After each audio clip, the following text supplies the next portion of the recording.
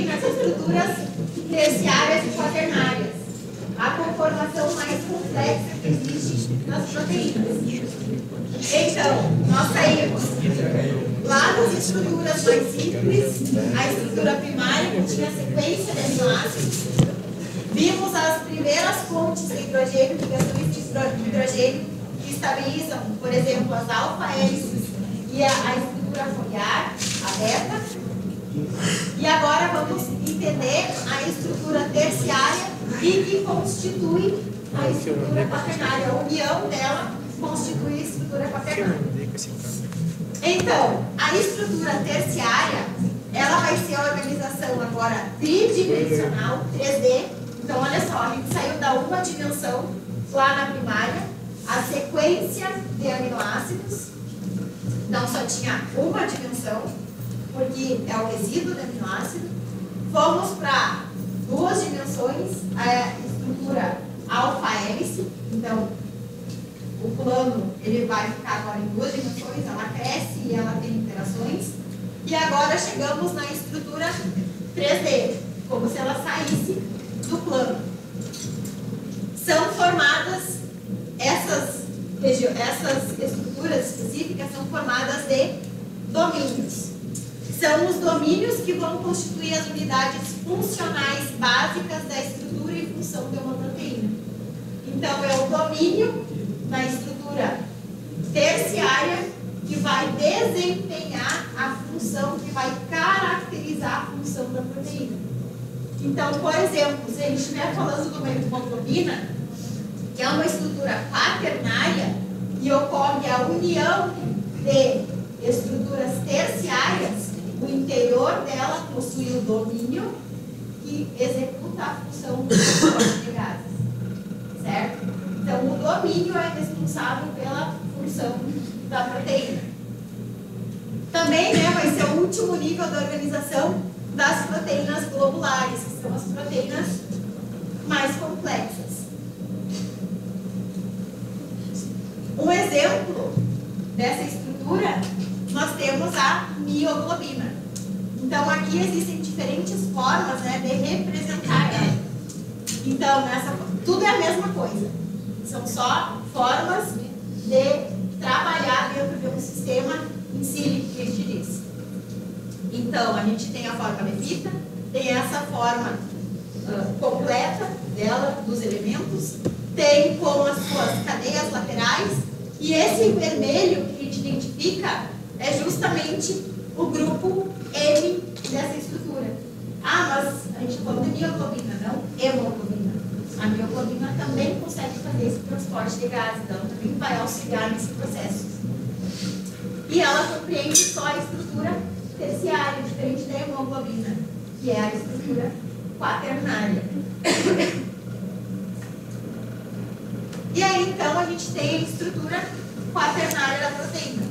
Essa estrutura quaternária vai ser a união de mais de uma estrutura terciária. Então, no exemplo aqui da hemoglobina, nós temos duas cadeias alfa e duas cadeias beta. Lembra que ela não é constituída da mesma unidade fertílica, ela varia. E aí, então, dentro dessas cadeias existe o domínio, o grupo M, que vai executar a função de transporte dos gases. Então, de novo, o domínio é responsável, é o local da função específica dessa proteína. Aqui está a estrutura dela, se nós visualizássemos os carbonos.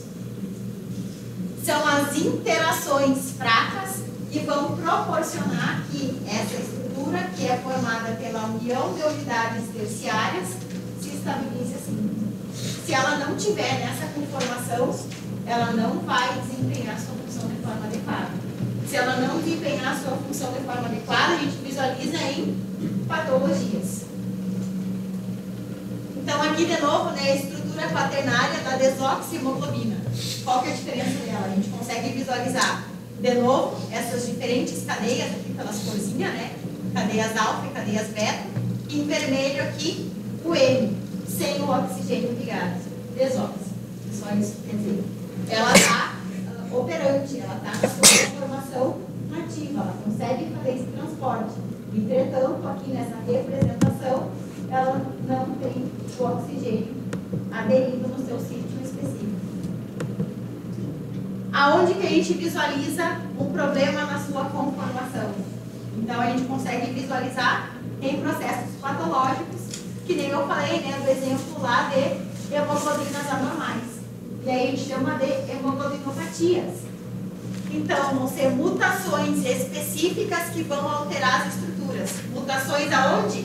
Lá na sequência mais importante, que é a mais simples, que é a primária.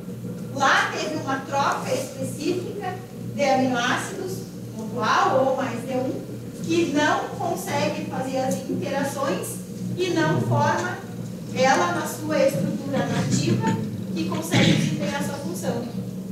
A forma de visualizar, claro, vai desempenhar outras consequências, além, né, dessa visualização da célula de forma deformada. Mas a gente visualiza quadros de anemia, visualiza uma redução, uma consequência da redução do transporte de oxigênio, então, regiões azuladas, né, sem oxigenação adequada, então, tudo consequência dessa não funcionalidade dela. Então, vai causar essas hemoglobinopatias. E aí é característico, né, dessa anemia falciforme, esse formato de foice. Aquelas cadeias alfa e beta não se formam de forma adequada. Então, ela não fica na sua proporção estrutura quaternária. Não fica na sua conformação nativa.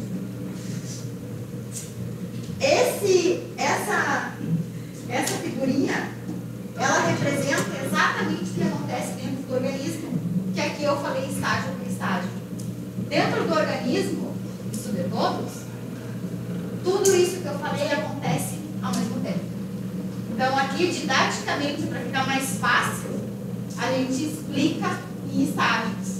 Aqui nessa figura, ela demonstra como que o organismo está trabalhando para construir essa estrutura operante, estável, essa conformação nativa, dentro de cada um da sua disponibilidade, né, e necessidade. O que isso quer dizer?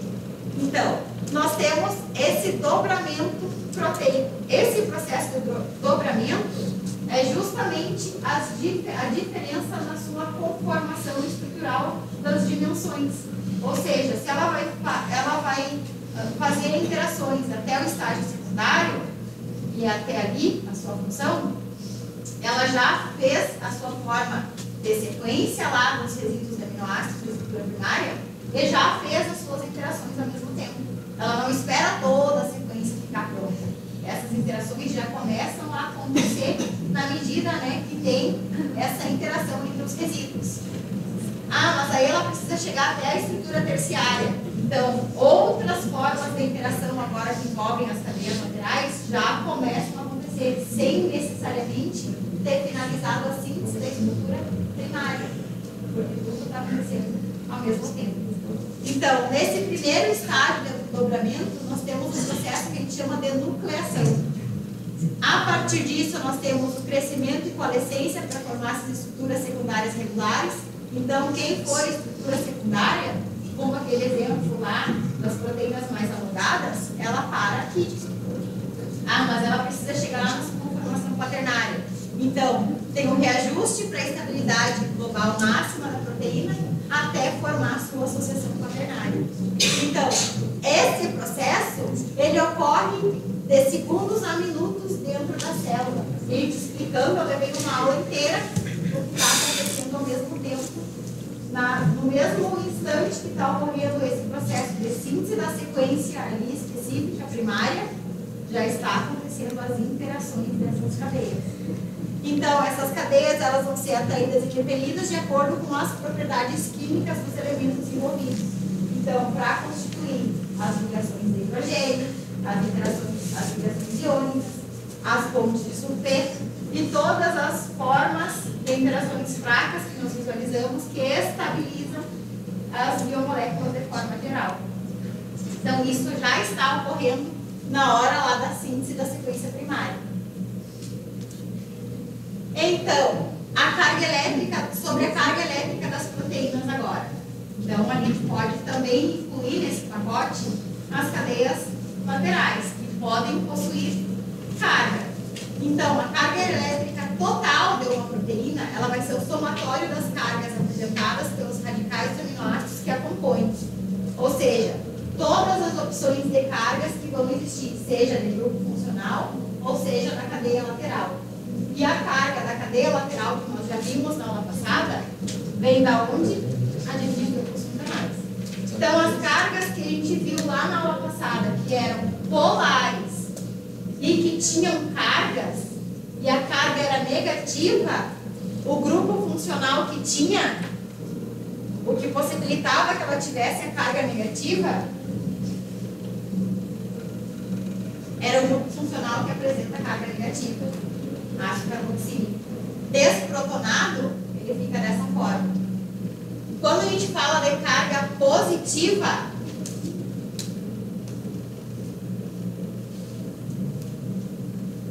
a gente está falando de grupo funcional amino.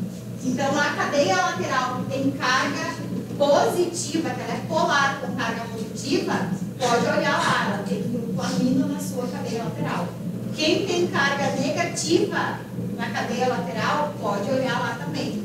É ácido carboxílico que está desprotonado e amina protonado. Então, isso confere carga. Essas interações, essas cargas vão proporcionar interações agora na conformação da proteína. Então, essa carga ela vai depender do valor, lembram do pKa da aula passada? Da constante de dissociação em CD ou não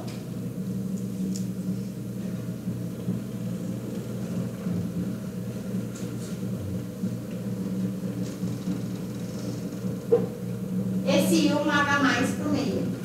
Então, esse pKa está relacionado a essa constante de dissociação. O ácido carboxílico ele tem uma facilidade em ceder o seu próton, o íon H+ para o meio, de acordo com o pH que nós vimos, e ele fica com essa carga negativa, desprotonado. O grupo amino, ele tem a capacidade de recolher esses íons H+ do meio, como nós vimos, e aí ele fica nessa forma protonada. O grupo amino, ele pode também, dependendo do pH, ceder para o meio esse íon H+, e ficar na sua conformação desprotonada. Aí cuidem que o grupo amino protonado possui carga e o ácido carboxílico desprotonado perdeu, ele fica com carga. Então, isso vai influenciar. Essa facilidade em ceder, em doar esse próton, esse íon H+, é a constante de dissociação, que é esse pK. E ela vai estar diretamente relacionada com o pH daquele meio. Então, se esse pH está ácido, se o pH está ácido, ele está rico em H+. Não tem porque a molécula ceder H+ para um meio que já está cheio. Então, ela vai fazer o quê? O processo contrário. Ela vai recolher do meio para neutralizar. Ah, mas aí é um meio que tem uma concentração reduzida do íon H+.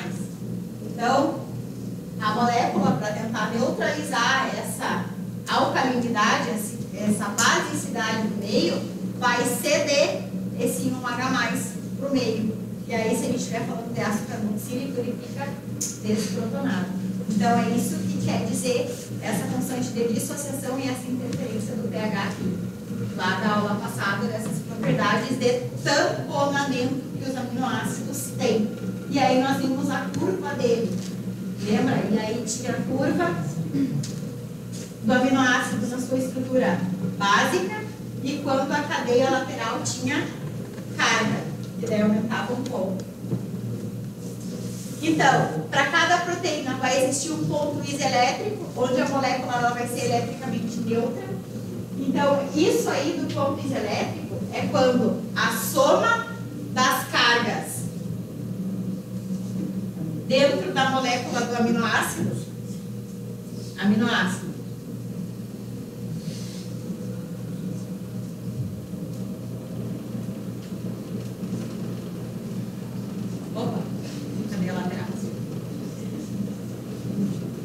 O ponto isoelétrico é quando a soma das cargas,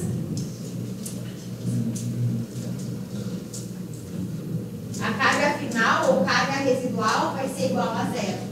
Está lá naquelas curvas de titulação. Se, dependendo do meio, o grupo amino precisou ceder, ele não tem mais carga. Essa carga vai ficar menos 1. Mas se a cadeia lateral tem esse grupo funcional ou esse, ela também colabora para essa carga residual aqui. Então, vale a pena revisar lá aquelas curvas de titulação, aqueles gráficos.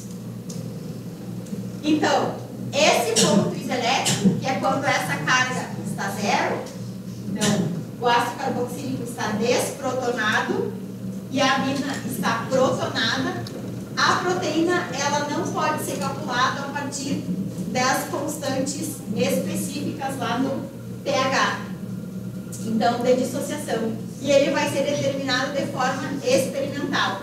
Então vai ser o valor onde a proteína vai migrar, né, quando exposta a um campo elétrico. Dessa forma a gente consegue fazer a identificação dela, porque ela tem carga.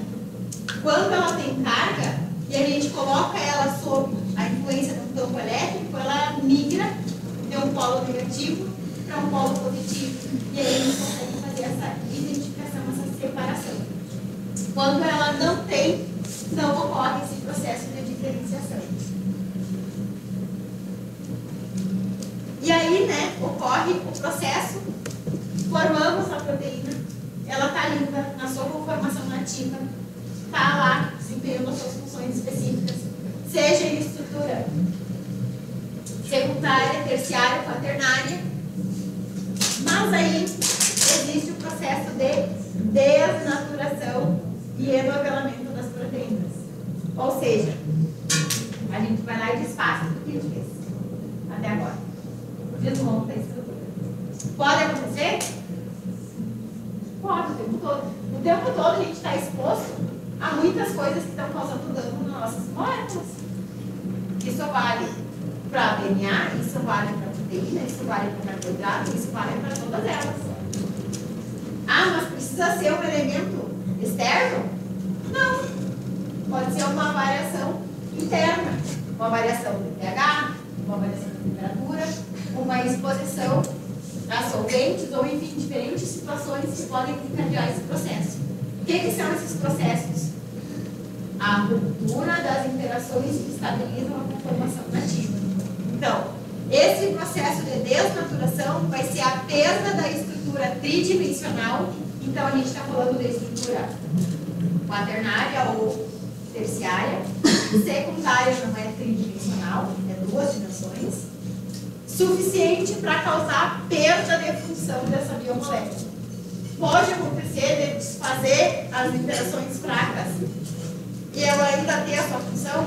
Pode, é pouco comum, mas pode acontecer sim. Então, o que nós vamos ter da proteína? Nós temos a estrutura na sua dimensão terciária ou quaternária, e aí ela tem as ligações que estabilizam a sua conformação nativa. A partir de uma interferência externa, uma variação de temperatura, uma modificação brusca do pH, nós temos a ruptura dessas interações e a distensão, a desestabilização dessa proteína nativa. E aí, então, ela fica nessa forma desnaturada.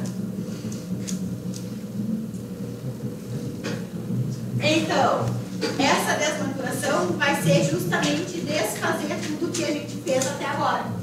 É o processo reverso ao dobramento da proteína.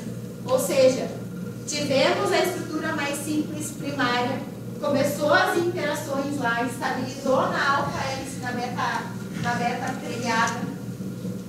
Aí teve as outras interações lá com base nas cadeias laterais agora. Formou a estrutura terciária, juntou várias estruturas terciárias, formou a estrutura quaternária, e aí alguma coisa fez com que rompesse essas interações. E aí desfaz todo esse processo.